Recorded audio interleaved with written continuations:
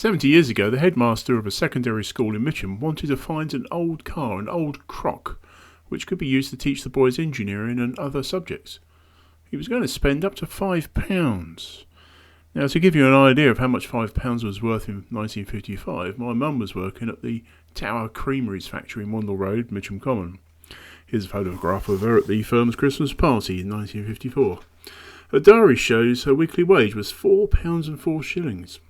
1 week's wages went on rent and utilities, and she also wrote down cost of some items like marmalade and butter, tea.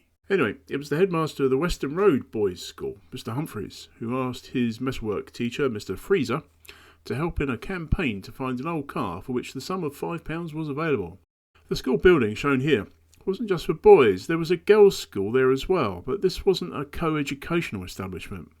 The two schools, while sharing the same building, were segregated. The boys' school was on the upper floor, while the girls were on the ground floor. Their timetables were arranged so that they would never meet.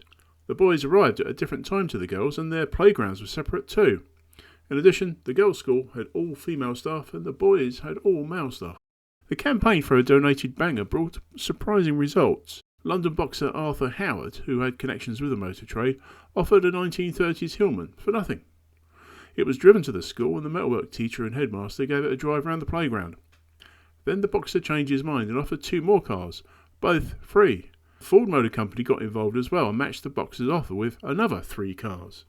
They also threw in a tractor engine and a V8 engine. The school also received other offers of help in the form of motoring magazines and service manuals.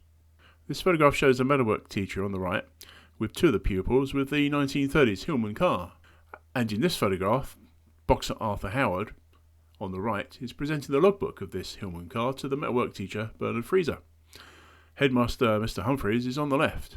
The headmaster said, "We've been amazed and we're very gratified at the response to our appeal.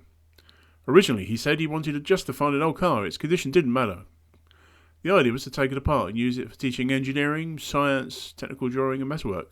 He said, now each department will be able to have a car of their own." So what do you think about that story? Please leave comments. Do you think such a thing happens these days? What kind of things would be donated to a school for it to be dismantled and put back together again to see how it works? Let me know. Thank you for watching. Bye for now.